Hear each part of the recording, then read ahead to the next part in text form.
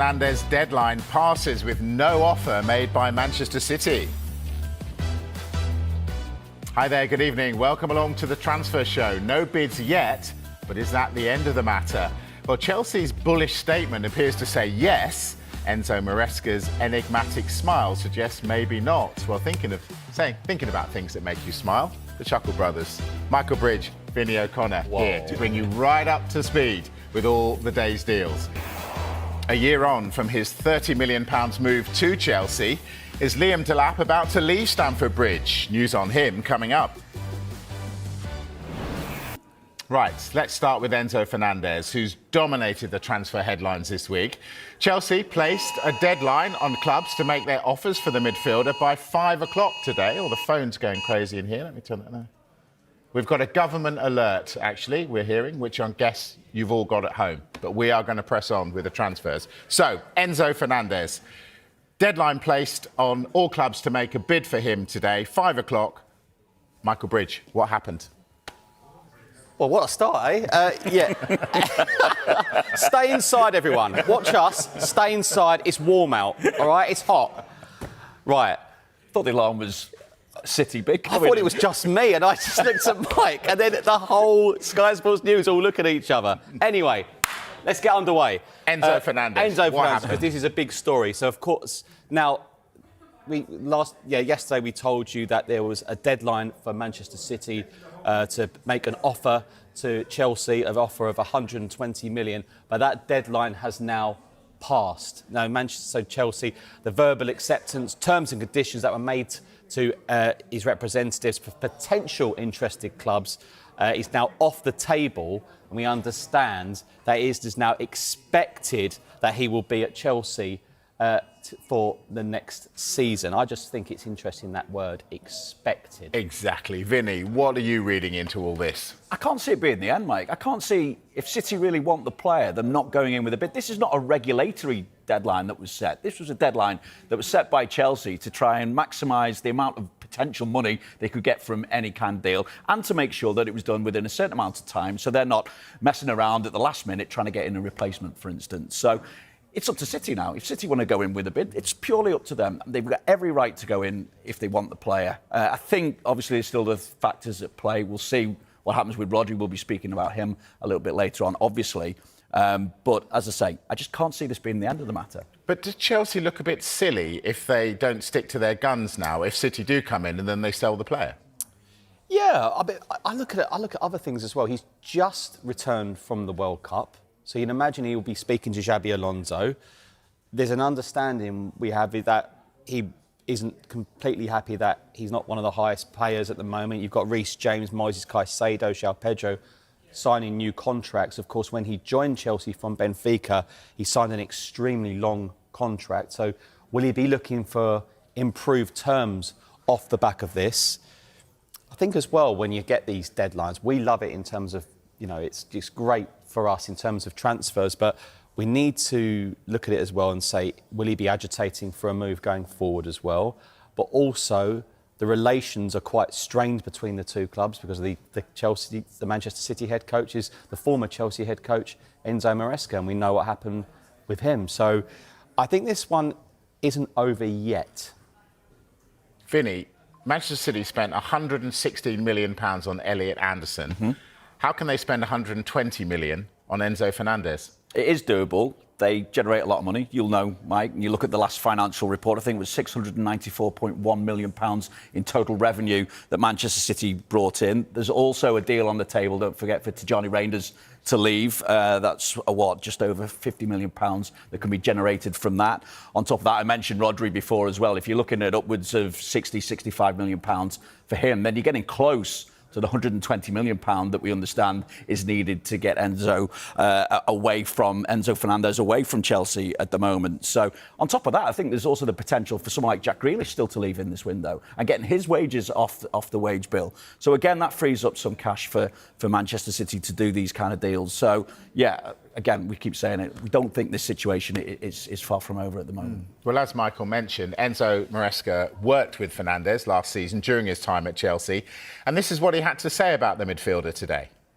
No, in this moment, again, I have to give you the same answer since day one, and will be always the same. It's a player from another club, and I don't think it's correct to speak about other players. In the same time, I don't think it's correct when other club they speak about our players. So that's why I'm not going to say nothing about players that they are not with us. Do you anticipate having to do any transfer business today?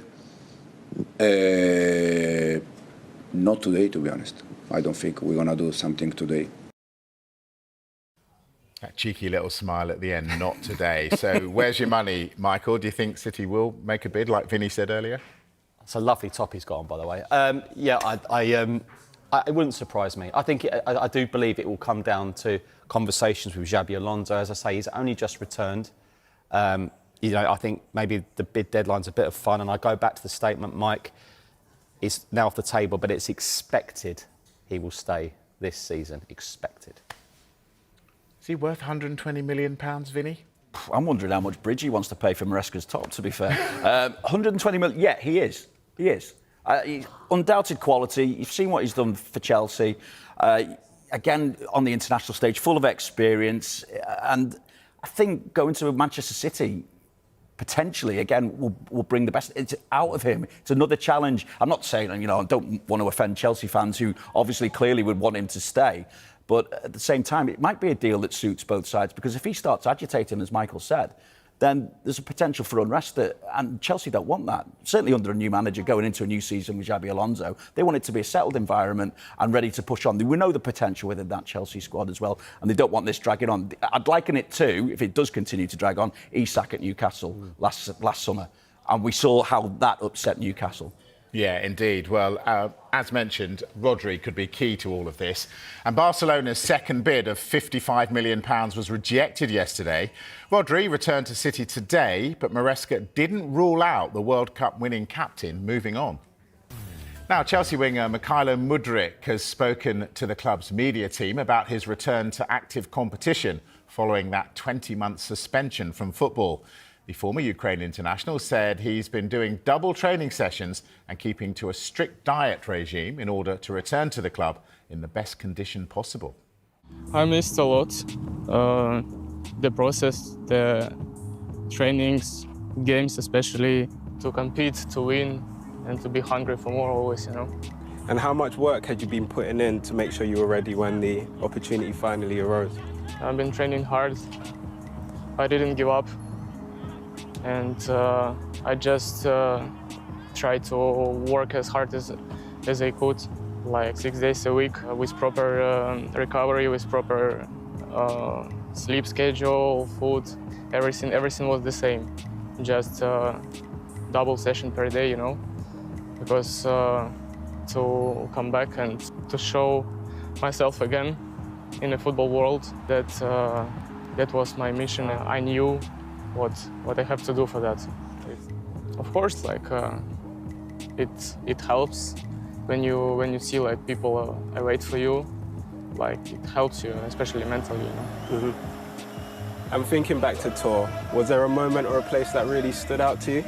I really love our team dinner. It was cool. Was that because of the feeling of being back with the boys and? Yes, but I think the main moment when I stepped on the pitch. Yeah, hearing everyone chant your name and hearing the applause and everything. Stepped back on the pitch was the best feeling, And obviously now we're back at Cobham. We have a friendly coming up at Stamford Bridge. How important is that game to you? I think it's a really good game to make our last preparations till the upcoming season, and it's quite an important game, and I hope I can see our fans on Stamford Bridge soon. And do you have a message for supporters who have been supporting you? Chelsea fans, I would really like to say you a couple of words, especially appreciating words for all your support through the whole that time. And I can wait to meet you again and to hear your cheering from the stands. So he's talking to the Chelsea fans there, but Michael, does his return give Chelsea a bit of an issue?